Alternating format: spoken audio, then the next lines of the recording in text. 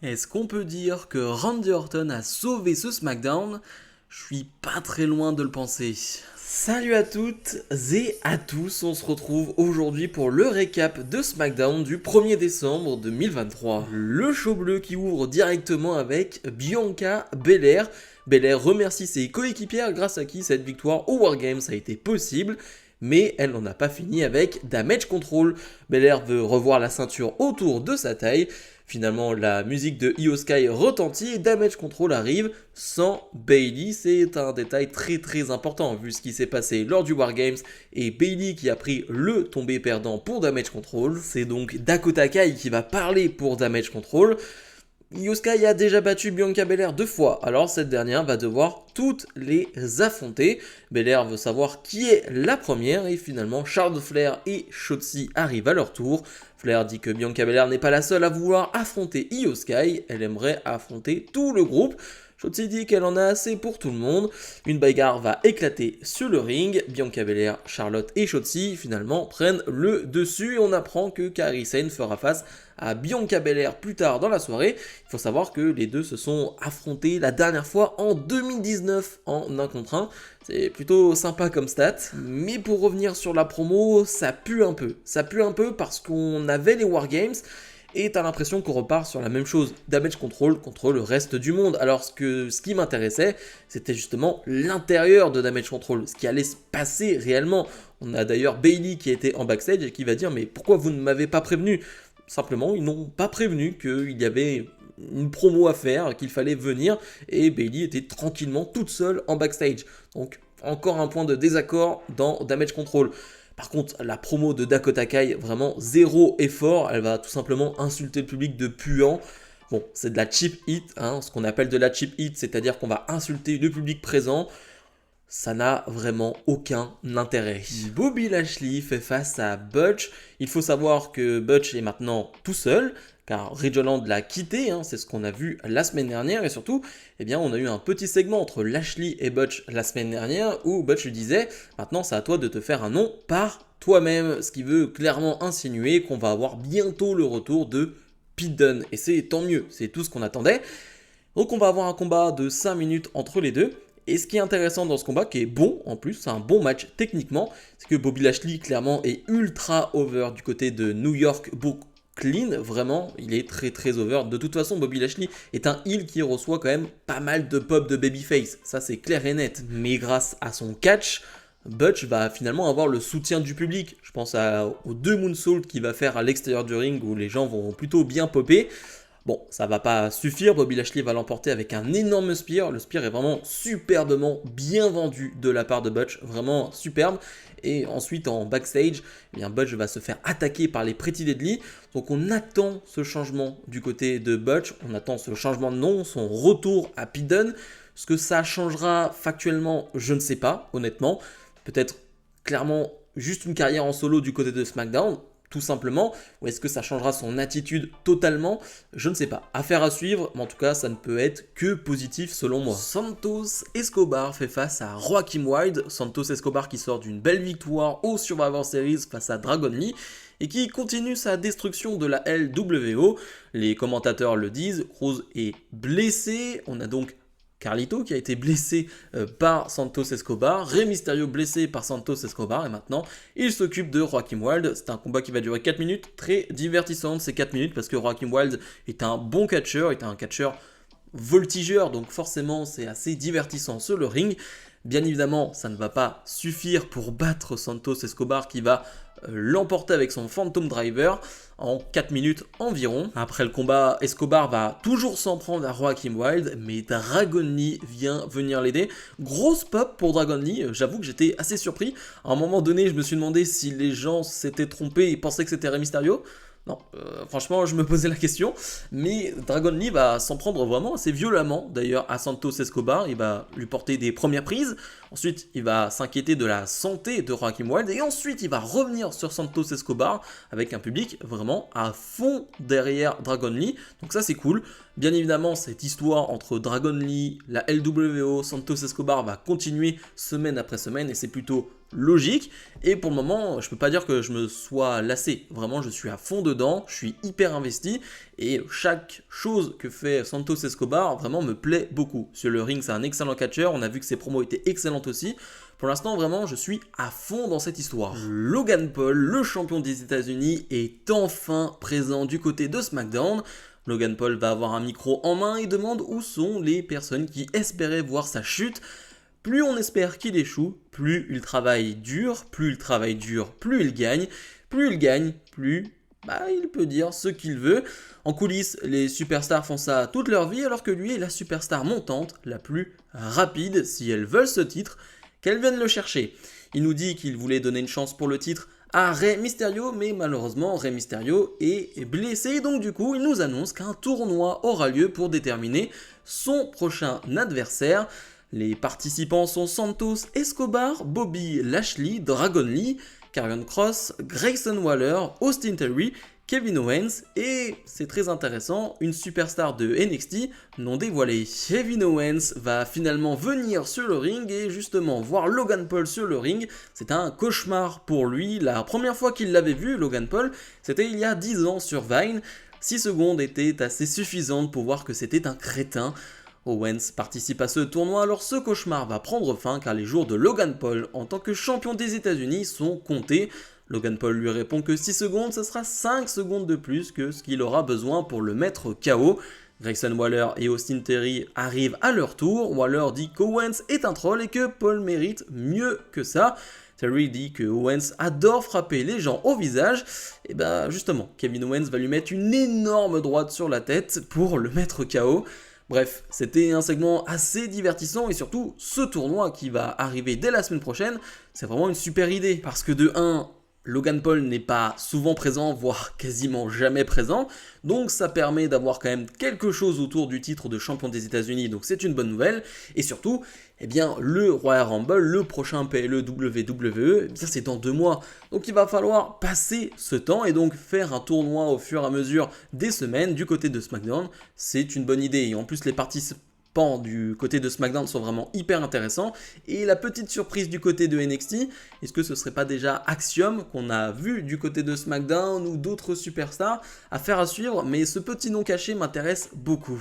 Kevin Owens va enchaîner et va affronter Grayson Waller. J'étais pas sûr, mais c'est bien le premier affrontement entre les deux.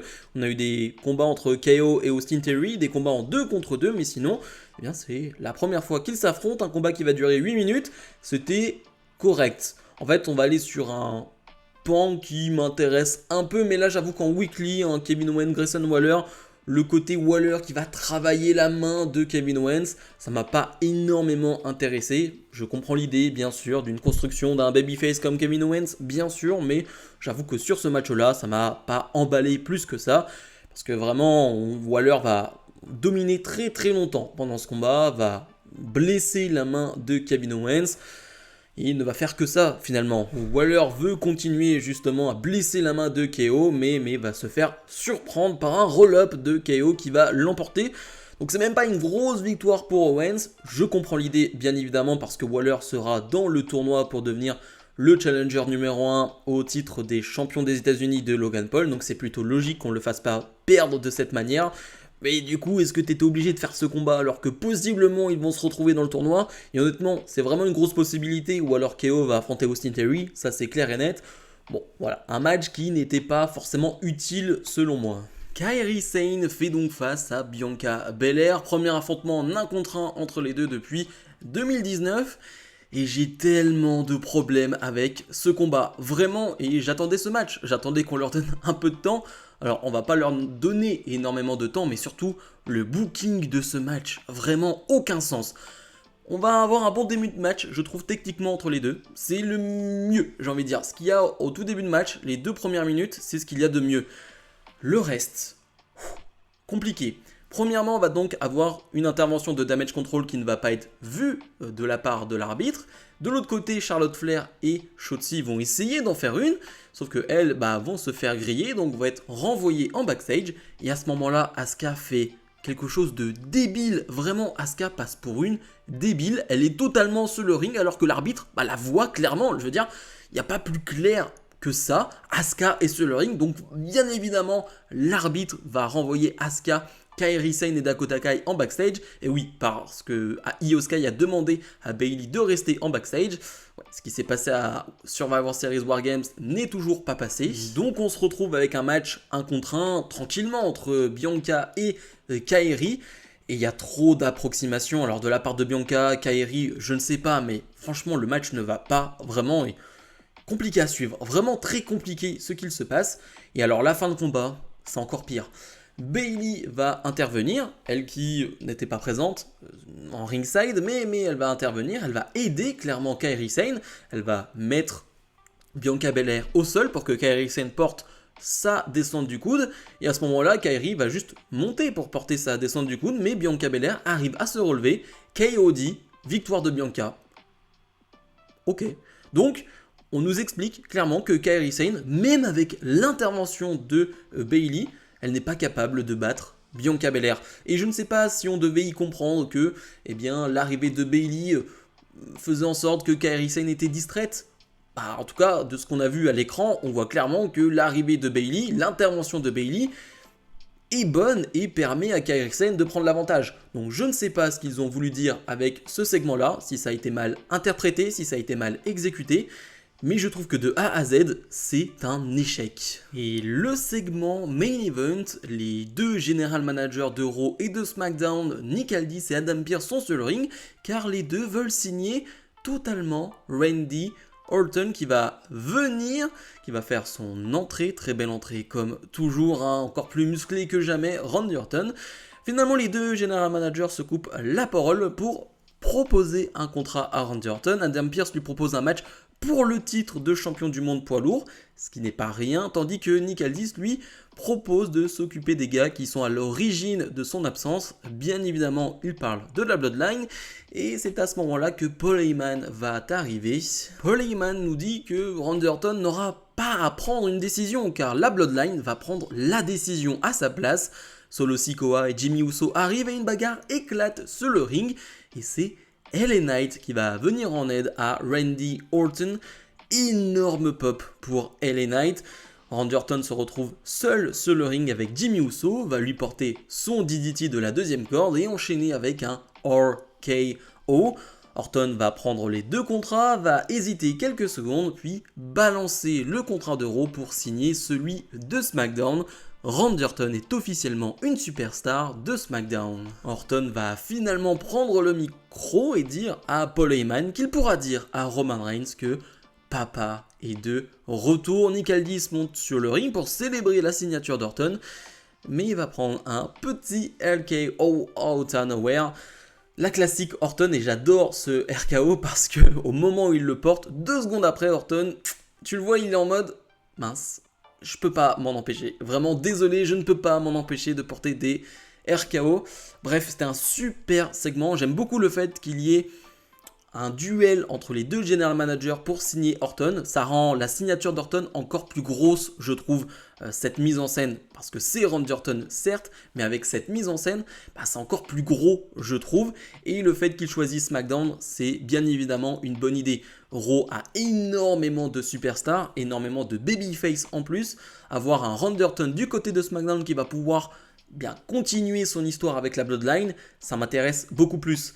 On a bien évidemment le Royal Rumble qui arrive très prochainement, dans 2 mois quand même. Et donc on va avoir des segments avec Roman Reigns et Randy Orton, même si Roman Reigns est très peu présent. Les quelques segments qu'on aura entre les deux, j'espère qu'ils seront grandioses. C'est des segments que j'attends vraiment beaucoup. Donc ouais, Randy Orton du côté de SmackDown, je pense que c'est vraiment la bonne décision. Bilan de ce SmackDown, on est sur un 7 de mon côté. Bien évidemment, c'est totalement subjectif parce qu'il y a le main event, parce qu'il y a Orton, donc ma note s'élève un peu plus. Mais le show a quand même quelques soucis. J'en ai parlé, le segment, le match avec Belair, avec Kairi Sane, vraiment ça va pas du tout. Il n'y a rien qui va de A à Z. Le match entre KO et Grayson Waller était correct, le match de Santos Escobar était bon, le match de Pete Dunne était bon. Voilà, on a quand même quelques bonnes choses dans le show et le main event qui forcément relèvent le niveau, mais je pourrais être plus sévère, honnêtement, mais vu qu'il y a ce main event, excusez-moi, de mettre un 7. On l'a appris, la semaine prochaine, on aura CM Punk qui sera du côté de SmackDown. Lui aussi est pour le moment un agent libre, ça c'est intéressant. Et on aura bien évidemment le début de ce tournoi pour déterminer le challenger numéro 1 au titre de champion des États-Unis de Logan Paul. On aura Santos Escobar face à Dragon Lee et Bobby Lashley face à Karrion Kross. Donc un beau programme en perspective. Bref, comme d'habitude, n'oubliez pas de mettre le pouce vers le haut, de vous abonner. J'espère que la nouvelle miniature va vous plaire. N'hésitez pas à me le dire en commentaire. Salut, salut!